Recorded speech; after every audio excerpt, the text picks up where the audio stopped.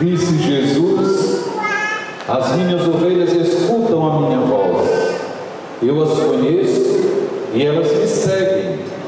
Eu dou-lhes a vida eterna e elas jamais se perderão. E ninguém vai arrancá-las de minha mão. Meu Pai que me deu estas ovelhas é maior que todos, e ninguém pode arrebatá-las da mão do Pai. Eu e o Pai somos um. Palavra da salvação. Glória a vós, Senhor. Meus amados irmãos e irmãs, celebrando o 4º domingo da Páscoa, que é conhecido popularmente como o Domingo do Bom Pastor. Por isso que neste Domingo do Bom Pastor, a igreja nos convida a rezar por todas as vocações. É o Dia Mundial de Oração pelas Vocações. E quando nós pensamos em vocações, nós devemos pensar em todos aqueles que são chamados. Jesus no Evangelho nos diz que muitos são os chamados, poucos os escolhidos. O sentido para esta frase vocacional, e muitas vezes enigmática, é bem simples. Chamado é todo aquele que veio a este mundo, porque Deus, antes mesmo de apresentar o chamado aos seus filhos e filhas, já nos elegeu para o seu amor. Isso através do profeta Jeremias, nós temos a clareza através da atestação bíblica. Quando Deus chama Jeremias, ele apresenta a desculpa que é muito novo. Ele apresenta a desculpa de que não saberá o que dizer. Ele apresenta N situações. E Deus afirmará a Jeremias, ao profeta Isaías, a Israel, seu povo amado, que ele já nos tatuou em sua mão. Quer dizer que nós estamos marcados pelo amor de Deus. E se nós tivéssemos alguma dúvida a esta altura, Jesus veio clarificar qualquer dúvida. Ele nos ensinou pela palavra, mas nos ensinou sobretudo com a sua vida. O que significa amor, entrega, doação. E o amor que chega ao nível, vamos dizer assim, escancarado, aberto, nítido a todos, é Jesus pregado na cruz. Sua entrega é tão plena, total, verdadeira, que ele está de braços abertos para entregar-se a Deus e ao mesmo tempo abraçar a humanidade, abraçar a cada um de nós. Um detalhe que não pode passar despercebido é que este amor, por ser justamente verdadeiro, ele é gratuito. Ele não pede nada em troca. O amor é assim. Por isso que quando a gente quer compreender o amor humano mais próximo do amor de Deus, se chama amor de mãe.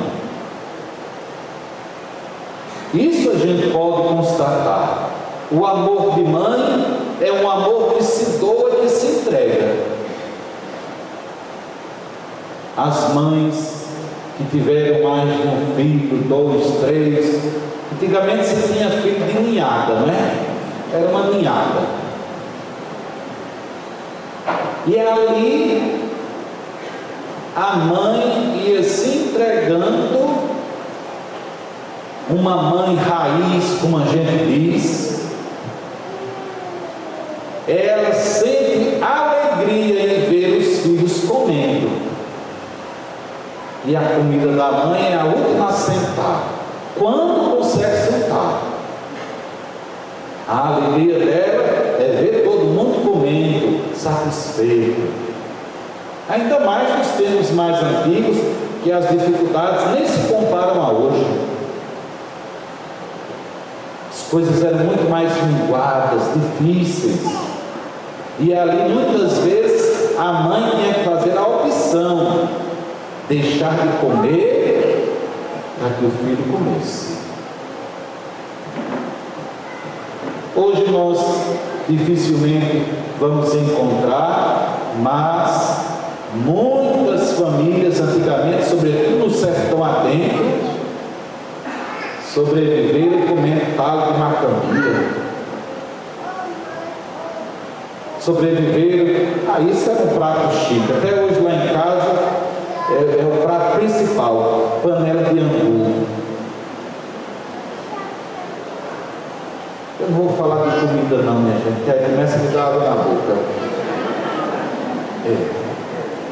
Como é que eu não jantei, vocês também não, aí pronto, aí a gente vai pecar por gula, e a gente está celebrando a Eucaristia, não vamos pecar, não vamos estragar o que a gente está, né? Depois, outra hora, numa missa de manhã, eu falo. Agora não é hora não.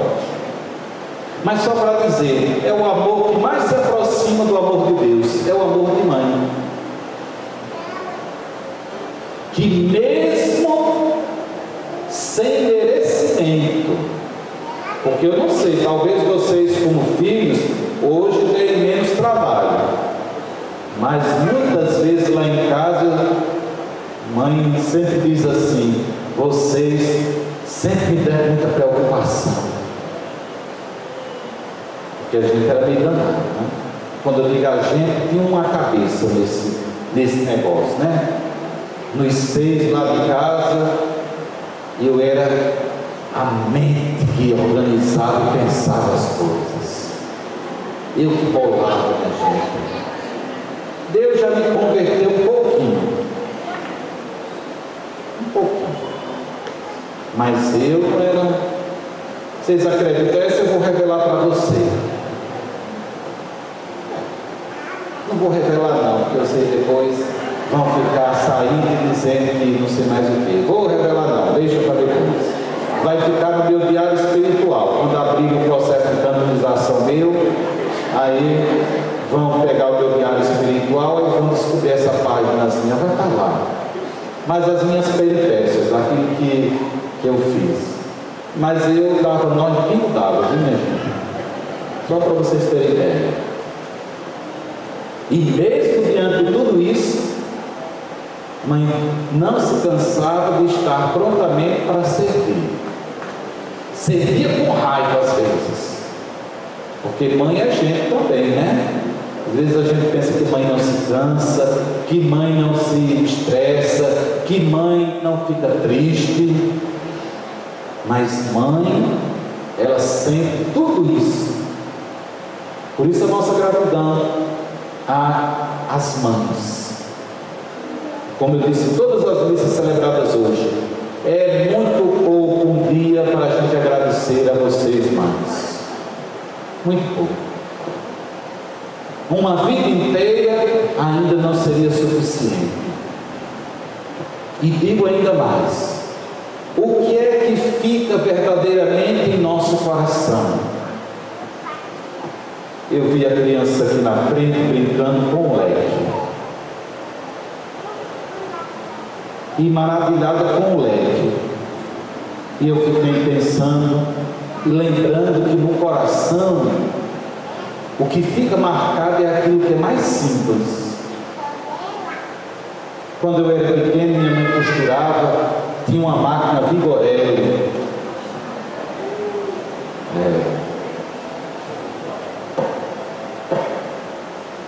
E eu ficava muito feliz quando ela dizia assim: no fim da tarde, se quiser brincar um pouco na máquina, pode brincar. ela tirava a correia da máquina, para não correr o risco da agulha, né? Tirava a linha também, da bobina, essas coisas todas. E a gente sentava lá embaixo daquela máquina, era o primeiro carrinho nosso.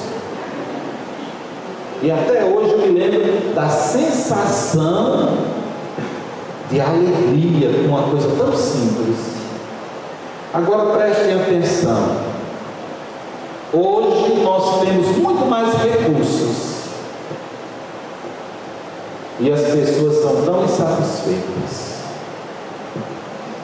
A felicidade não passa pelas pequenas e as simples coisas, porque nós abandonamos o simples, e o vazio dentro de nós foi cada vez mais aumentando.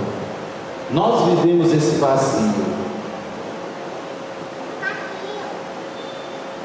Nós não conseguimos mais hoje ter a pureza e a simplicidade de quando pequenos, que com uma coisa tão simples, olha o que é que a gente fazia. A gente estava, graças a Deus, quando a mãe ia tirar um cochilo à tarde, para comer farinha com açúcar, minha gente, escondido. Leite em pó nem falava, porque aquele bicho fazia zoada nos dentes, né? Pegava nos dentes, era uma zoada daquela. Imagina para ela cortar.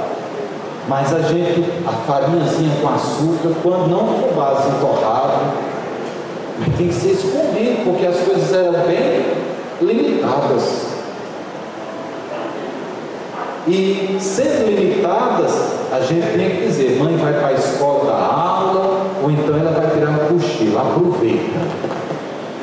E enquanto um comia uma colherada, o outro vigiava.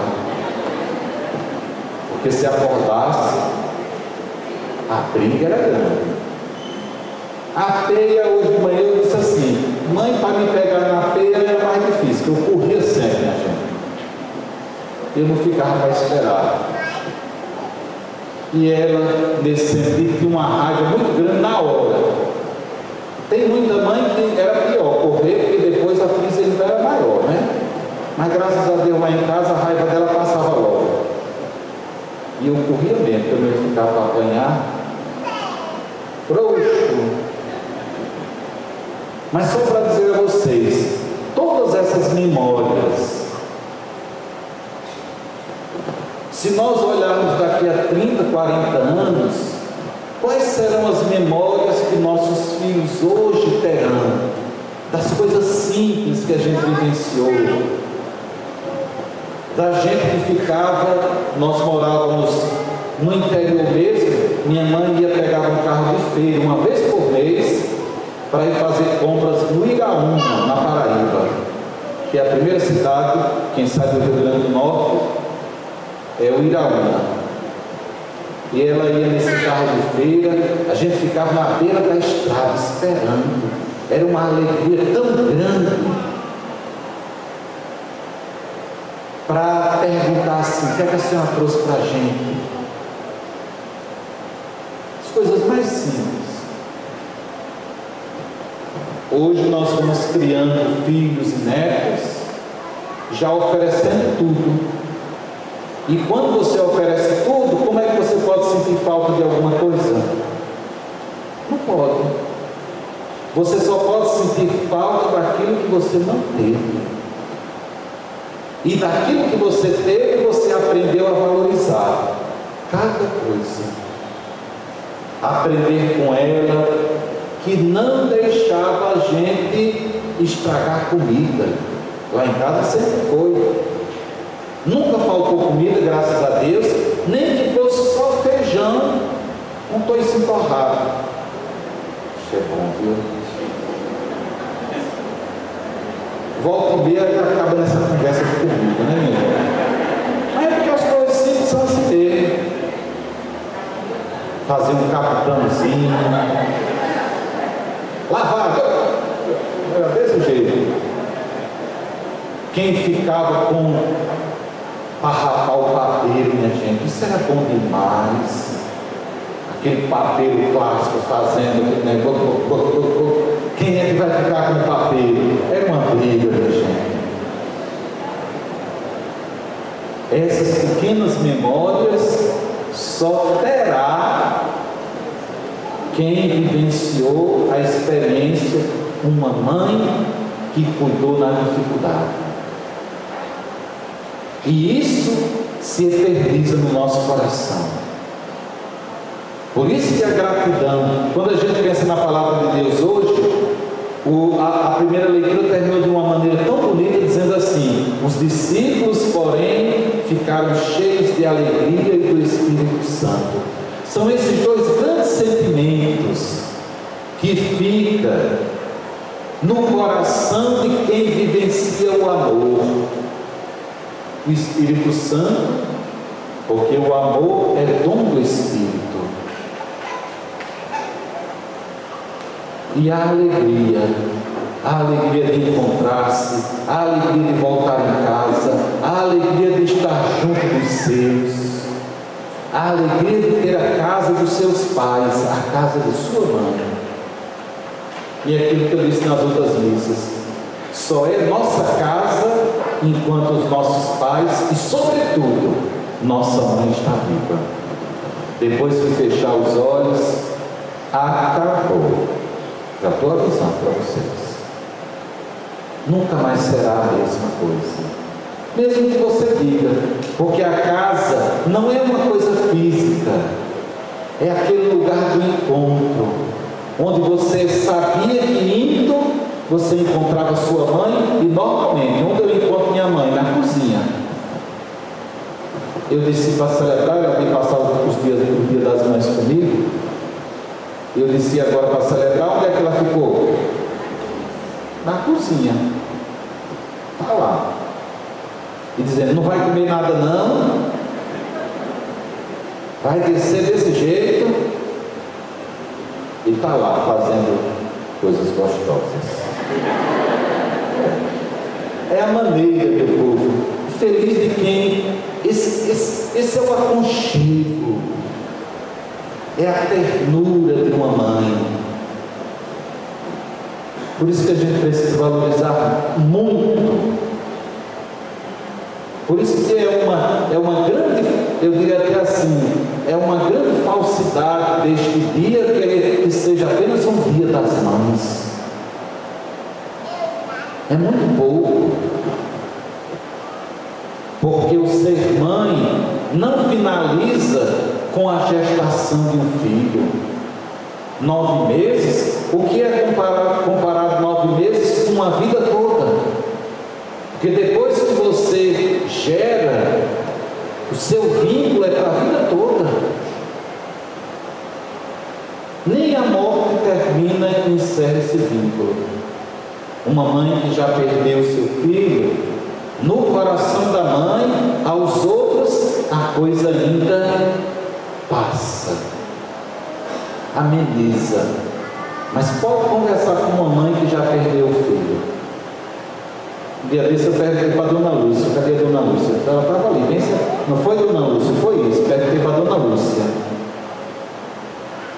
quem uma mãe que perde o filho é um pedaço de si que se foi. O tempo só ameniza, minha gente, só ameniza, mas o vazio, porque é uma ligação tão profunda, é tão profunda a ligação de uma mãe com o filho, que Deus quis que o seu filho viesse ao mundo tendo uma mãe. Por isso que nós católicos devemos amar muito Nossa Senhora. Quando alguém diz assim: mas ela é uma mulher qualquer, foi só a mãe. Nem a tua mãe é só a mãe. Imagine ser a mãe do Filho de Deus. Mãe é algo sagrado. Tão sagrado, eu disse aqui para vocês, quando a gente era pequeno, que ficava brincando na rua, os tempos bons, começava a arengar, mas tinha um limite. O limite era se alguém dissesse: não sei o que é sua mãe. Epa, para aí, acabou a brincadeira. Não bota a mãe no meio dessa arrumação, não. E era assim, acabava a brincadeira mesmo, porque mexeu com a mãe, meu filho, mexeu com aquilo que a gente tem mais sagrado. E é assim que nós temos o amor para com a nossa mãe, é assim que a gente deve ter o amor para com a Virgem Maria. Devemos conviver com outras pessoas que têm sua crença, isso e aquilo, mas chegou na parte, vamos falar aqui, não sei o que, daquela mulher, que a mulher, não, peraí, ó. Muito obrigado pela visita, Deus abençoe, mas o nosso assunto aqui terminou, viu? Com a nossa mãe, ninguém mexe não. Não precisa ir atrás de confusão, não. Simplesmente mexeu com a mãe, minha gente, a gente encerra o assunto qualquer na nossa vida. É o que há de mais sagrado. E é o que a gente precisa valorizar sempre na nossa vida. Que esse Dia das Mães possa ser vivenciado no dia a dia, nos pequenos gestos, no pedir a bênção, na ligação que você faz. Às vezes, a gente não pode estar pessoalmente todos os dias, mas os meios de proximidade hoje são muito mais fáceis. Quando eu saí de casa com 15 anos, eu fui morar em Pernambuco, eu ainda era do tempo da ficha telefônica, minha gente. A gente ia para o posto telefônico, ligava para casa, porque só tinha telefone fixo em casa quem era rico, viu? Não era para qualquer pessoa não. Ainda era naquele telefone discado, que a gente só faltava, era meia hora só para discar o DDD e o resto dos números. Porque você discava o número, esperava ele voltar para o lugar. Aí fazia o outro, eram uns 10 minutos para isso.